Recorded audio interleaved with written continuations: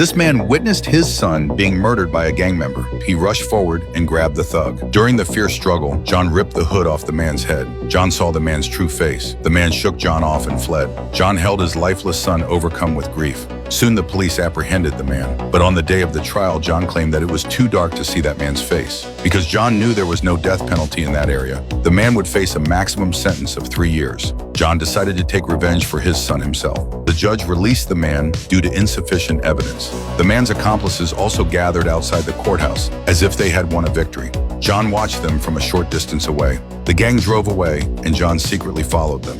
He also tracked down the man's residence. That night, John grabbed a dagger from the warehouse and stormed into the man's home. The man showed not a shred of remorse. He even insulted John's son. John rushed forward in a rage, grabbed the dagger, and stabbed the man viciously. Then John pulled out the dagger, wiped the fingerprints off the handle, and threw it into the river. When the gang boss learned of the man's murder, he concluded that John was responsible. So early the next morning, a thug burst into John's office carrying a package. John opened the package and found a family photo inside. Red lines had been drawn all over the photo. Terrified, John immediately called the police for help. That night, officers patrolled outside John's home. John kept watch at the stairwell. Suddenly, a piercing car horn startled him.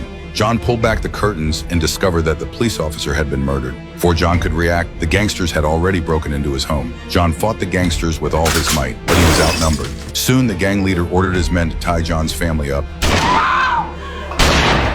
John rushed forward to stop them, but it was too late. The family lay there, fallen in a pool of blood. But what the gang leader didn't know was that John wasn't dead.